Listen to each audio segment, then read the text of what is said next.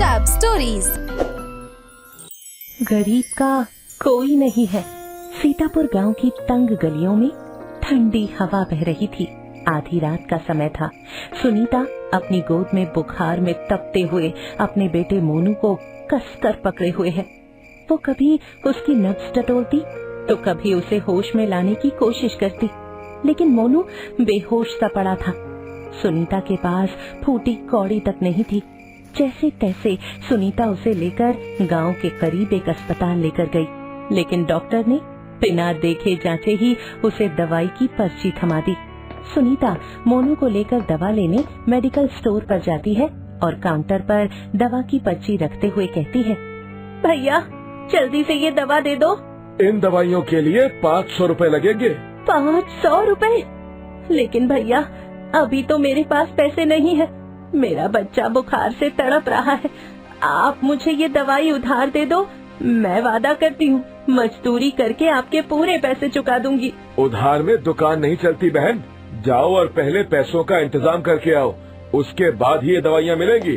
जिसके बाद सुनीता आंखों में आंसू और एक उम्मीद के साथ गांव के सरपंच महेंद्र सिंह के घर गई और दरवाजे पर लगातार दस्तक देने लगी। जिसके कुछ देर बाद सरपंच महेंद्र सिंह दरवाजा खोलते हुए अपनी नींद भरी आंखों से बाहर झांकता है और झुंझलाते हुए बोलता है, अरे सुनीता, ये क्या बेहूदगी है? इतनी रात गए हमारे दरवाजे पर क्यों शोर मचा रही हो? माफ कीजिए सरपंच जी, मैं बहुत मजबूर होकर आपके पास आई हूँ।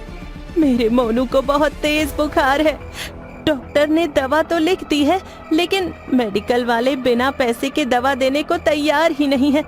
मेरी मदद कीजिए सरपंच जी, अब आप ही मेरी आखिरी उम्मीद है। मैं मजदूरी करके आपके पैसे लौटा दूंगी। सुनीता, तुम हर बार रोने धोने चली आती हो। तुम्हें कितनी बार समझाया है कि अपनी जिम्मेदारियां खुद संभाला करो। सुनीता फूट फूट कर रो पड़ती है और घुटनों के बल बैठ जाती है। सरपंच जी, मैं हाथ जोड़ती हूँ, आपके पाँव पड़ती हूँ। भगवान के लिए मेरी मदद कर दीजिए। मैं आपसे भीख नहीं मांग रही, बस कुछ रुपए उधार मांग रही हूँ। आप तो हमारे गांव के मुखिया हैं। अगर आप ही हमारी मदद नहीं करेंगे तो कौन करेगा? अगर दवाई नहीं मिली तो मेरा मोनू बच नहीं पाएगा। बस बहुत हुआ। मेरे घर के सामने नौटंकी करने की जरूरत नहीं है। अभी रात बहुत हो चुकी है, तुम घर जाओ और सुबह आना, फिर देखेंगे क्या किया जा सकता है। इतना कहकर वो झटके से दरवाजा बंद कर लेता है। सुनीता चुपचाप दरवाजे को देखती रहती है। उसकी आंखों से लगातार आंसू बह रहे थे।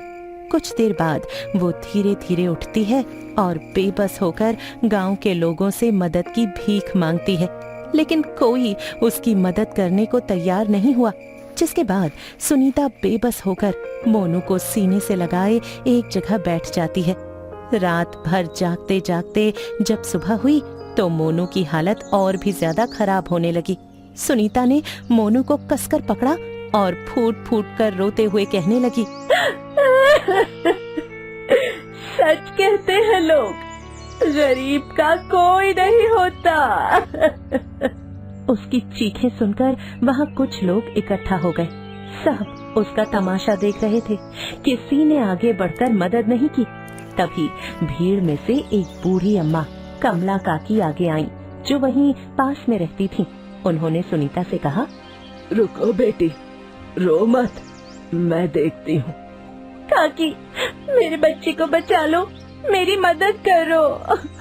कुछ नहीं होगा इसे, तुम जाओ और जल्दी कहीं से गर्म पानी करके ले आओ।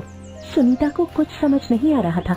वो तुरंत दौड़कर पड़ोस के घर से गर्म पानी करके लाती है। वहीं कमला काकी ने मोनू की नब्ज टटोली और अपने झोले से एक जड़ी बूटी निकालकर उसकी कुछ बूंदें मोनू के मुंह में डाली और उसके पैरों को जोर से रगड़ने लगी। जिसके बाद कुछ ही देर में मोनू की उंगलियां हल्की सी हिली और धीरे धीरे उसे होश भी आने लगा। कमला काकी ने प्यार से मोनू के सिर पर हाथ फेरा और सुनीता से कहा, बेटी, मुश्किलें हर किसी की जिंदगी में आती हैं, लेकिन इंसान को हार नहीं माननी चाहिए। देख, तेरा मोनू अब ठीक हो रहा है। काकी, आपने तो मेरे बच्चे को नया जीवन दिया है। मैं आपके इस एहसान का बदला कैसे चुकाऊंगी? अरे पगली, नेकी का कोई मोल नहीं होता। बस जब भी किसी बेसहारे को देखो तो आगे बढ़कर उसकी मदद कर देना। लेकिन काकी, गरीब की मदद कौन करता है? मैंने आज रात अपनी आंखों से देखा, कोई भी मेरी मदद को आगे नहीं आया। सबने मुझसे मुंह मोड़ लिया। बेटी, ये दुनिया ऐसे ही चलती है। जब तक तुझे किसी से उम्मीद रहेगी तब तक तुझे दुख ही मिलेगा, मगर जब तू खुद को अपनी ताकत बना लेगी तो कोई तुझे हरा नहीं पाएगा। और हाँ, गरीब का भगवान होता है, वो किसी न किसी रूप में मदद भेज ही देता है, और वो देर से ही सही पर जरूर करता है। शायद आप सही कह रही हैं काकी। अब मैं और मोनू किसी पर बोझ नहीं बनेंगे। मैं इस गांव को छोड़ दूंगी और शहर जाकर बहुत मेहनत करूंगी और अपने बच्चे को एक काबिल और सफल इंसान बनाऊंगी। जिसके बाद सुनीता ने कमला काकी के पैर छूकर उनका आशीर्वाद लिया और वहाँ से चली गई। उस दिन के बाद से सुनीता ने कभी हिम्मत नहीं हारी। मोनू के पूरी तरह ठीक होते ही वो उसे लेकर शहर चली गई, जहाँ उसने एक छोटे से होटल में बर्तन धोने का काम किया और मोनू को पढ़ाने लगी। कुछ साल बाद वही मोनू डॉक्टर बना और अपनी माँ के साथ गांव लौटा। उसने वहाँ पहला ऐसा अस्पताल खोला जहाँ मुफ्त में गरीबों का इलाज हो। अस्पताल के उद्घाटन के समय उसने सबको बताते हुए कहा, इस अस्पताल में हर इलाज, हर दवा उन गरीबों के लिए मुफ्त है जो बेबस, मजबूर और लाचार हैं, जिससे कभी किसी को अपनी गरीबी के कारण ये महसूस न हो कि गरीब का कोई नहीं है। इतने में मोनू की नजर कमला काकी पर पड़ी, जो अब और भी बूढ़ी हो चुकी थी। मोनू तेजी से उनकी ओर बढ़ा और उनके पैरों को छूकर बोला, काकी, अगर उस रात आपने मेरी माँ की मदद ना की होती तो शायद आज मैं यहाँ ना खड़ा होता। आपने न सिर्फ मुझे नई जिंदगी दी बल्कि हमें लड़ना भी सिखाया। मैं हमेशा आपका एहसानमंद रहूंगा। अरे बेटा, नेकी कोई एहसान नहीं होती। ये तो इंसान का फर्ज होता है। लेकिन सच कहूं तो असली लड़ाई तेरी माँ ने लड़ी है। उसने कभी हार नहीं मानी, अपनी तकलीफों से लड़ती रही और आज तुझे इस काबिल बना दिया। जिसके बाद मोनू सभी गांव वालों से कहता है, अगर हम सब एक दूसरे के लिए थोड़ा भी सोचें तो कोई बेसहारा नहीं रहेगा। हम इंसानों के पास लाखों बहाने होते हैं मदद ना करने के, मगर सिर्फ एक वजह काफी होती है किसी की जान बचाने के लिए, और वो है इंसानियत। अगर हम सब इस गांव को बेहतर बनाना चाहते हैं तो सबसे पहले हमें अपनी सोच बदलनी होगी। मोनू की बातें सुनकर गांव में एक अजीब सी खामोशी छा गई। सभी एक दूसरे की ओर देखने लगे। किसी का सिर शर्म से झुक गया तो कोई अपने आंसू पोंछने लगा। अस्पताल खुलने के कुछ महीने बाद ही गांव का वो ही सरपंच, जो अब बूढ़ा हो चुका था, आज एक बेबस और लाचार इंसान था, जिसके पास ना पैसे थे और ना ही कोई सहारा।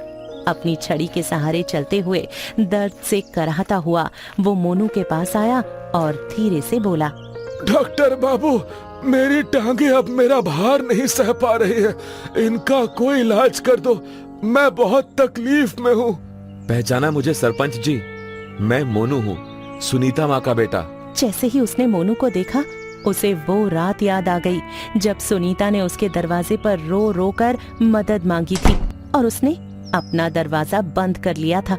मगर आज मोनू के चेहरे पर ना कोई घमंड था, ना कोई शिकायत।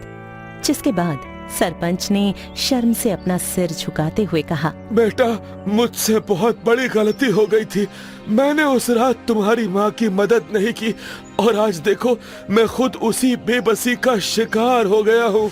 सरपंच जी, पुरानी बातें भूल जाइए। मेरा धर्म इलाज करना है, आप चिंता मत कीजिए।